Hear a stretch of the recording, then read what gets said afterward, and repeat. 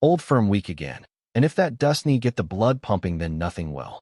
It feels strange saying it, because it was only last week we went toe-to-toe with Celtic, and now here we are staring at them across the tunnel once more, this time in the Scottish Cup. There's no safety net here, no room for excuses, no hiding place. This one has to finish with a winner on the day, and if Rangers want to see Hampton in the semi-finals, then the level we saw in spells last week simply will not be enough. Let's be honest with ourselves. A strong 45 minutes doesn't cut it in this fixture. A bright opening hour means nothing if you lose control when it matters most. Against a Celtic side that many have labeled one of the poorest in recent memory, Rangers still managed to let the game slip from their grasp. That's the frustration. It's no about being outclassed by a vintage team at the peak of their powers. It's about moments, decisions, lapses in concentration that cost you dearly in matches where the margins are razor thin. I've seen plenty of debate about the manager, and there's no getting away from it. Danny RÖHL made mistakes in that match. The tactical tweaks didn't have the desired effect, and once Celtic sensed vulnerability, they grew in confidence. The substitutions disrupted the rhythm instead of reinforcing it. That's part of management, though. You make a call in real time, under pressure, and sometimes it works, sometimes it backfires. The problem in an Old Firm clash is that when it goes wrong in the harshest spotlight possible. There are supporters already questioning whether he's the man to take Rangers forward long-term. That's the reality of managing at a club of this size.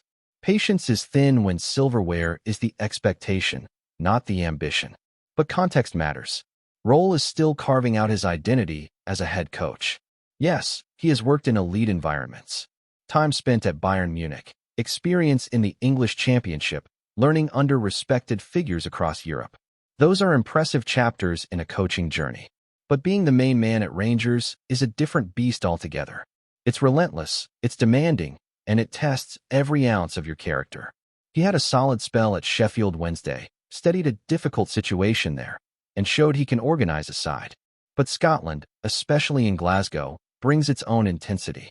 Every team selection is dissected, every tactical shape debated, every dropped point magnified. That's part of the job. The question is not whether he'll make mistakes. He will. The question is whether he learns quickly enough from them. What's concerning just now is the defensive fragility that's crept back into the side. Earlier in the season, there were signs of structure, of discipline, of a unit that understood its roles. Lately, that cohesion looks shaky. Conceding 4 goals in recent matches against sides Rangers should be dominating is a red flag. It's no just about individual errors, it's about collective awareness. It's about communication, anticipation, and leadership at the back. Take the goals conceded last weekend. For the opener, there's a lack of tracking, a failure to recognize the danger between the center halves. At this level, in this fixture, you can't switch off for a second. The penalty incident as well, it stemmed from hesitation and poor positioning. Defenders at Rangers need to take ownership. They need to read the game, sense the movement before it happens, and react instinctively. That's what top sides do. There's been a lot of focus on the center-back pairing of John Souter and Emmanuel Fernandez. For a spell, they looked settled, confident, and commanding. But form can dip, and when it does, the spotlight intensifies. The understanding between them has been questioned. Are they communicating well enough?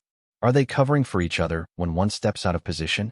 In high-pressure games, that split second of indecision can be the difference between clearing the lines and picking the ball out of your own net.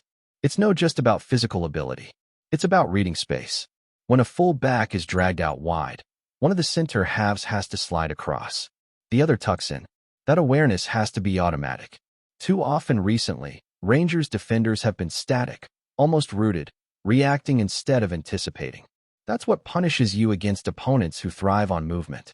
And beyond tactics, there's the mentality question. It lingers because trophies have been scarce. Until Rangers start consistently lifting silverware again, doubts will remain.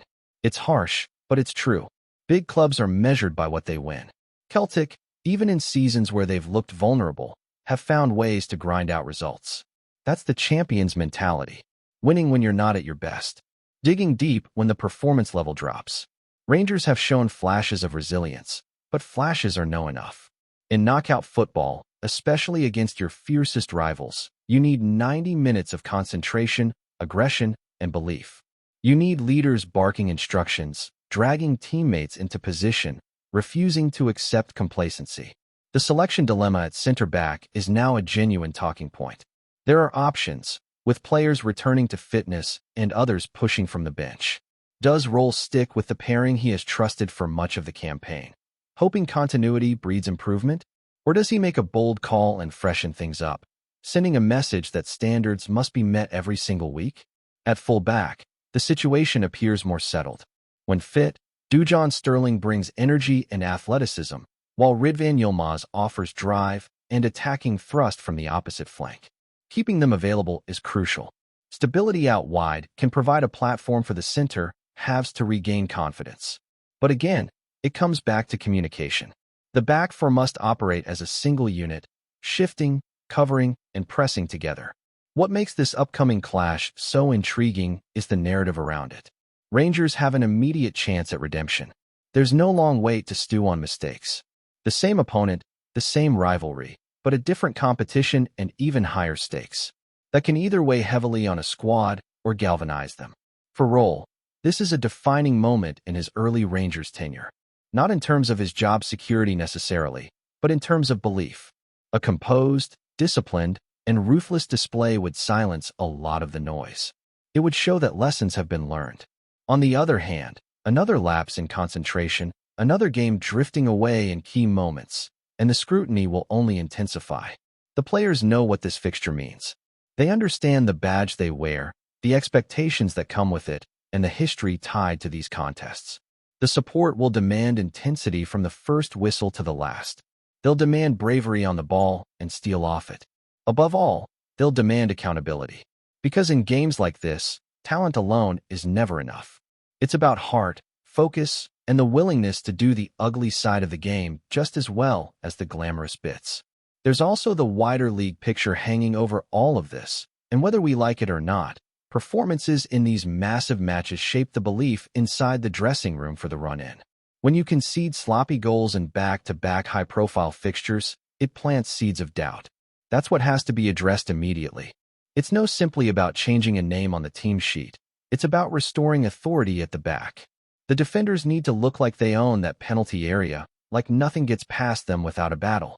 You can talk tactics all day long, but if your center halves are not reacting to second balls, if they're not sensing the striker's movement before it happens, you're always going to look vulnerable. Good defending starts with anticipation. It's reading the body shape of the man delivering the cross, knowing when to step tight and when to drop half a yard. In recent weeks, Rangers have been caught in between too often, unsure whether to commit or hold the line. Against Celtic, that hesitation is fatal. There's a mental sharpness required in knockout football that goes beyond formations. It's about staying switched on after you've scored. It's about recognizing momentum shifts and stamping them out before they gather pace. Last week, there was a spell where Rangers were on top, moving the ball with confidence, stretching the pitch. But instead of tightening the grip, they allowed the game to become chaotic. In these contests, chaos rarely benefits you. The midfield has a role to play in protecting the back four as well. When runners burst beyond the defensive line, someone has to track them. Communication between the holding midfielder and the center backs is essential. If one steps out to engage, the other must cover the space behind. That understanding has to be instinctive. It's no enough to point and shout after the damage is done. It has to be preventative. There's been discussion about leadership, and it's a fair conversation. When the pressure rises, who is demanding more? Who is pulling teammates into position, calming things down, or lifting the tempo when it drops? Successful Rangers sides in the past were built on strong characters as much as technical quality. They had players who thrived on these occasions, who embraced the hostility and fed off it. That edge has to return. At the same time, we can't ignore the attacking side of the equation. Rangers have not exactly been free-scoring. That puts even more strain on the defense because every goal conceded feels heavier. When you're a side that regularly hits 3 or 4 without reply, a single mistake is easier to absorb. But when chances are at a premium, you simply can't afford generosity at the back. Clean sheets become priceless. The forwards will need to be clinical in this Scottish Cup tie. Opportunities will come. They always do in matches played at this tempo. The question is whether Rangers can seize those moments. Composure in the final third is just as important as composure in your own box. Rushing shots, snatching at half chances, that only invites pressure back onto you. Danny Roll's team selection will be scrutinized from the moment it's announced. If he sticks with the same center-back pairing, it sends a message of trust. It says he believes in their ability to respond. If he makes a change, it signals accountability and competition for places. Either route carries risk. Drop an experienced player, and you might dent confidence. Keep him in, and another mistake will amplify the criticism. That's the balancing act every manager faces. What he must get right, though, is the structure out of possession. The distances between the lines have to be tighter. The wide players must track back diligently. You can't leave your full-backs exposed 2 against 1 and expect miracles. Collective defending is the foundation of any cup run. Flashy attacking moves are celebrated, but it's grit and organization that usually carry you through tense knockout ties. There's also the emotional aspect of playing the same rival in consecutive weeks. Pride is on the line. The players will have replayed key moments in their heads that can either weigh them down or fuel them. The experienced professionals in that dressing room need to ensure it's the latter. Channel the frustration into aggression, but controlled aggression. Step into tackles with conviction, move the ball with purpose, and above all, stay disciplined. Discipline will be crucial. In matches of this intensity, tempers flare easily. A reckless challenge, a needless booking, those details can swing momentum dramatically. Rangers must keep 11 men on the pitch and avoid gifting Celtic any advantage through rash decisions. Play with fire in the belly, but with a clear head. Set pieces could also prove decisive. Both defensively and offensively, concentration has to be absolute. Mark your man, attack the ball, win the first contact. At the other end, deliver with quality and attack the space with belief. In tight cup ties, one well-worked corner or free kick can be the difference between progressing and crashing out. What supporters are desperate to see is a complete performance. Not a promising start followed by a wobble. Not a late rally after drifting out of the contest. 90 minutes of focus, intensity, and cohesion. That's the demand. That's the standard required if Rangers are serious about lifting silverware this season. There is still time for this campaign to take on a different complexion.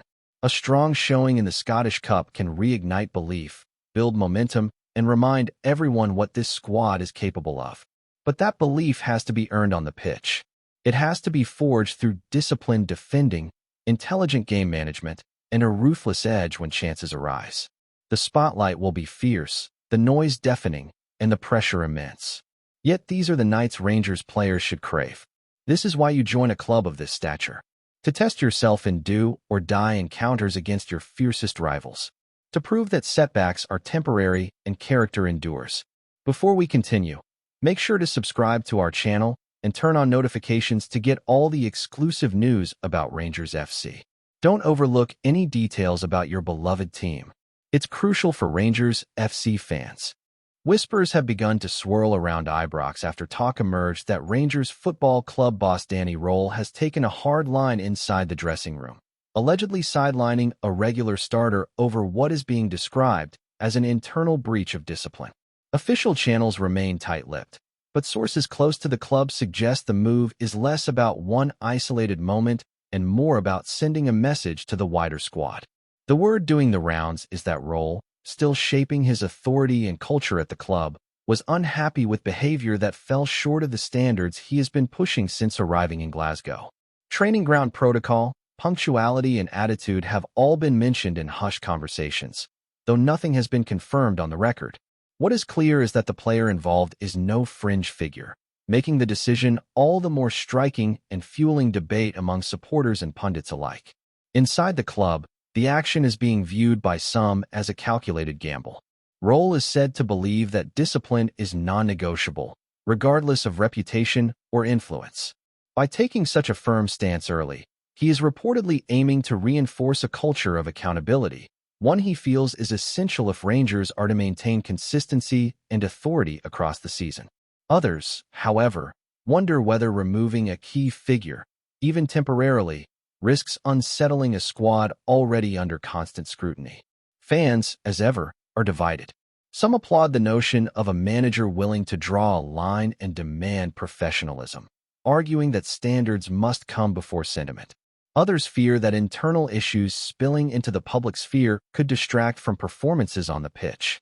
With no detailed explanation forthcoming, speculation continues to fill the void, adding another layer of intrigue to life at Ibrox. For now, the situation remains clouded in rumor rather than fact. Whether this proves to be a brief warning shot or the start of a deeper rift will only become clear in time, but one thing is certain. Danny Roll's approach has ensured that discipline, not just football, is firmly in the spotlight at Rangers. Greetings, fans. Make sure to hit that like button and subscribe to the channel, as it's greatly appreciated by Rangers FC. And don't forget to share your thoughts on the news in the comments section below. Until the next video, stay tuned.